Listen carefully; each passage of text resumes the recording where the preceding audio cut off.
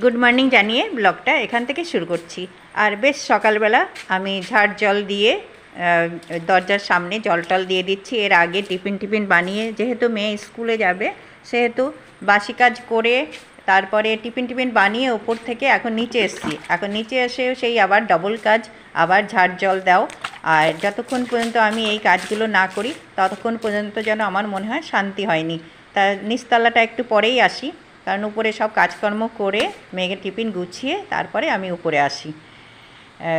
তারপরে আমি নিচে যাই। নিচের সব কাজ করতে করতে ততক্ষণে আমার মেয়ে দেখো রেডি হয়ে বেরিয়ে এসছে। এবার মেয়ে চলে যাচ্ছে স্কুলে। আর এখন বেশ সকাল 6টা বাজে, এখন বেরিয়ে যাচ্ছে। Bye bye. আর যতক্ষণ মেয়ে যাচ্ছে আমি ঠিক এখানে দাঁড়িয়ে থাকি আর ঠাকুরকে বলি ঠাকুর যেন সব ঠিক থাকে, ও যেন ভালোভাবে স্কুলে যায় আর ভালোভাবে বাড়িতে চলে আসে।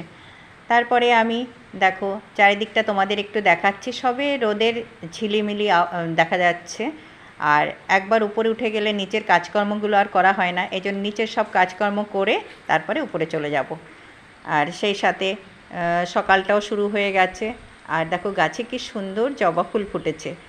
আর এই কালারের জবাটা আমার ভীষণ ভালো লাগে, তবে খুব কম ফোটে, দুটো একটা করে ফোটে। কিন্তু যাই ফুটুক, সকালে যেহেতু আমার চান টান সব কিছুই বাসি কাজ বলতে অনেক কিছু করে তারপর টিফিন করতে রান্নাঘরে যাই। আর জামা কাপড়ও তো ছেড়েই নেই। আর সেই জন্যে নিচে যখন এলাম ফুলগুলো তুলে নিচ্ছি, একবারে অনেকগুলো কাজ হয়ে যাবে। বারবার আর আসা উপর নিচ করতে আর হবে না। আর জানো তো এখন তো কষ্ট হয়, আগে এত কষ্ট হতো না, এখন ভীষণ কষ্ট হয়। মনে হয় যেন হাঁটুটা ব্যথা করছে। আর দেখো কি সুন্দর কতগুলো ফুল ফুটেছে, এগুলো তুলে নিলাম। আর দেখো এখানে একটা কি সুন্দর একটা সিম গাছ, এটা আমি লাগিয়েছিলাম। সেই সিম গাছটা বেয়ে অনেকটা উপরে উঠে গেছে। আর এর না কি সুন্দর কালারের ফুল, সিমের যে কালারটা, সেই ফুলটা খুব ভালো লাগছে দেখতে। জানি না কী ধরনের সিম হবে, এটার কালারটা একটু আলাদা। এই দেখো দেখে ভীষণ ভালো লাগে। আর ফুলগুলো দেখে শান্তি, জানি না সিম হবে কি না আদৌ। ভীষণ অনেকটা জায়গা জুড়ে বেশ ভালোভাবে গাছটা হয়েছে, দেখে মন শান্তি। যেন একটা হাতে করা জিনিস যদি লাগাই, সেটা যদি খুব সুন্দরভাবে হয়। আরও দুটো তিনটে গাছ লাগিয়েছিলাম, কিন্তু সেগুলো না বড় হয়ে এত বড় হয়ে মারা গেছে। এই যে রোজ বৃষ্টি হচ্ছে না, বৃষ্টিতে জল জমে সব মারা যাচ্ছে। আর এখানে দেখো দুটো পাখি কি সুন্দর ডাকছে, পাখির আওয়াজ শুনে মন শান্তি। আর এদিক থেকে সূর্যি মামা দেখো উঁকি মেরে এখন ঝলমলে হয়ে যাচ্ছে একটু একটু পর থেকে। প্রথম থেকে তো অতটা রোদ ছিল না, এখন সূর্যি মামা বেশ উঁকি দিয়ে বেশ ভালো রোদ দেখাচ্ছে। আর সকালটা এই ঝলমলে দিয়ে শুরু হলে মন মেজাজ সব ঠিক থাকে আর ভালো লাগে। আর বৃষ্টি বৃষ্টি রোজ ভালো লাগে না, এক একদিন রোদটা দিচ্ছে, সমস্ত কাজকর্ম সেই সাথে রোদে দেওয়া ঝাড় জল সমস্ত জিনিস খুব ভালো লাগে। আর এই দেখো আমার গুজি সোনা আমাদের সাথে সাথে বেরিয়ে এসছে, টক মিষ্টিকে বাইরে নিয়ে ঘোরাঘুরি করছে। আমরাও যখন বেরিয়ে আসি ওরাও সাথে চলে আসে। আর মেয়ের সাথে সাথে ওরা অনেকটা দূর চলে যায়, তারপরে আবার যেই মেয়ে চলে যায় ওরা আবার ফিরে চলে আসে। দেখো মা ছেলে, একটা ছেলে একটা মেয়ে, মানে টক মিষ্টি হলো একটা ছেলে আর একটা মেয়ে। আর মা তিনজনে মিলেই দেখো কি সুন্দর। নিচে ঘর বাড়ি পরিষ্কার করার জন্য সব পর্দাগুলো সব খুলে নিয়েছি, দেখতেই পাচ্ছ পুরো খুলে ঝাড় ফাড় দেওয়া হয়ে গেছে। বিছনাটাও একদম তুলে রোদে দিয়ে পরিষ্কার করব বলে সব দেখো ভাঁজ করে রেখেছি। এটা পুরো রোদে দেবো আজকে। আর এখন ভীষণ রোদ, খুব সুন্দর রোদ। আর গরম আছে সে ঠিক আছে, রোদটারও খুব দরকার। এখন বাজে কটা বাজে 7টা 20 বাজে, তোমরা দেখতে পাচ্ছ 7টা 20 বাজে। আর মেয়ে স্কুলে চলে গেল, তারপর থেকে আমি কাজে লেগে গেছি, না হলে দেরি হয়ে যাবে, রোদটাও পাবো না।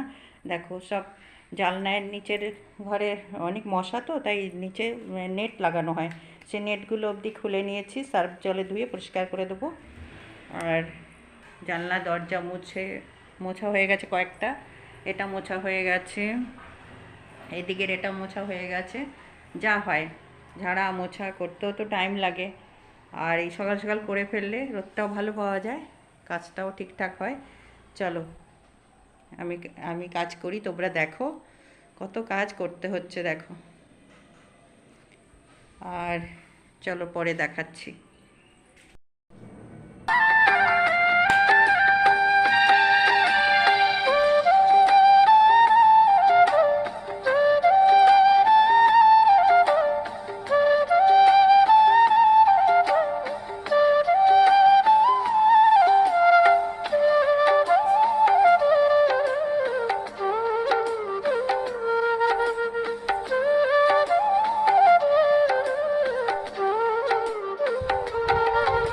দেখো জানলার পর্দাগুলো কেচে আমি দেখো বাইরে মেলেও দিয়েছি, আর বেশ রোদ উঠেছে, তাড়াতাড়ি করে শুকিয়েও যাবে।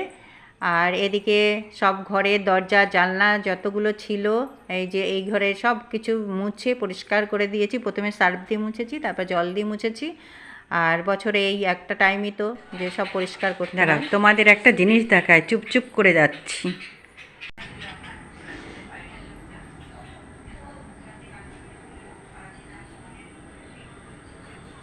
দেখো ঠিক চলে গেল, আমি চুপ করে আস্তে আস্তে ও দেখতে পেয়ে গেছে। খুব ঝগড়া করছিল, এই জন্যে দেখাতে তোমাদের নিয়ে এলাম। আর দেখো আমার সিম গাছে দেখো কি সুন্দর কালারের ফুল এসছে, দেখাতে পাচ্ছি, তোমরা দেখতে পাচ্ছ? খুব ভালো, একটু অন্যরকম মনে হচ্ছে। জানি না এটা কি সিম হবে।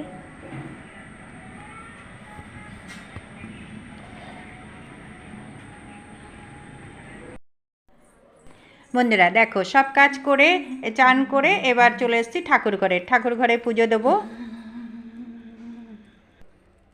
আর পুজো দেওয়া আমার হয়ে গেছে, তখন আমি তোমাদের শেয়ার করতে পারিনি, পরে আমি তোমাদের সাথে একটু শেয়ার করছি।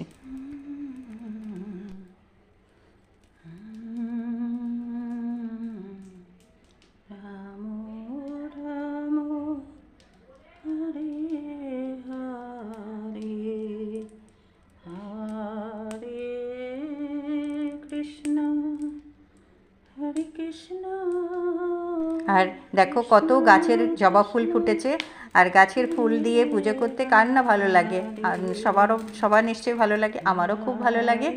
আর আমি গাছের এখন না এত বৃষ্টির জন্য সব ফুল তুলতে পারি না, ফুল তো ফুটছে কিন্তু সব জায়গায় জল আর গাছে না পোকা টোকা থাকে, এরকম ভয়ে আর তুলতে পারি না। তবে তার মধ্যে যেটুকু ছাদে পেয়েছি, পাশে পেয়েছি, সেইটুকু তুলে নিয়ে এসে পুজো করছি। আর কি ভালো লাগে দেখো কত ফুল।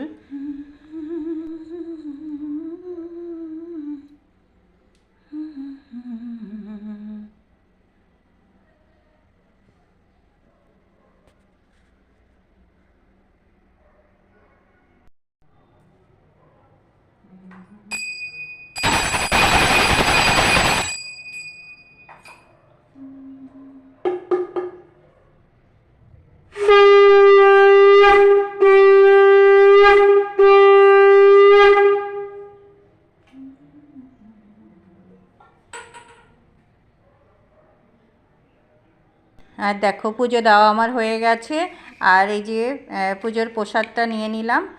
আর ঠাকুর ঘর আবার পরিষ্কার করে মুছে প্রসাদটা নিয়ে চলে এসেছি, পরে প্রসাদটা খাওয়া হবে, সবাই মিলে খাবো। আর তারপরে দেখো আমি রান্নাঘরে চলে আসবো, কারণ রান্নাটা একটু বাকি আছে। আর এখানে আমি রুই মাছ ভাজা করে নিয়েছি, আর রুই মাছ দিয়ে গাটি কচু দিয়ে ঝোল করব। দেখো গাটি কচু দিয়ে ঝোল দিয়ে সব কষিয়ে গরম জল দিয়ে ফুটতে দিয়েছি। এবার একটু গাটি কচুটা নরম হলেই আমি মাছগুলো দিয়ে দেব, আর তারপরে লাস্টে একটু গরম মশলা দিয়ে ভাজা মশলা দিয়ে নামিয়ে ফেলবো, তাহলে ভীষণ টেস্ট হয়। আর এমনি তো ধনে জিরে আমি না পেঁয়াজ রসুন সবসময় খাই না সব মাছে, এটা আমি ধনে জিরে আদা বাটা দিয়েছি। দেখো আমার হয়ে গেল গাটি কচু দিয়ে মাছের ঝোল, আর জানো তো খেতে ভীষণ টেস্ট হয়েছে, আর একটু ঝাল ঝাল করেছি তো খেতে খুব ভালো লেগেছে। আর দেখো আমার হয়ে গেল ফাইনাল লুক, দেখো রুই মাছের ঝোল এবার নামিয়ে ফেলবো, সুন্দর লাগছে দেখো।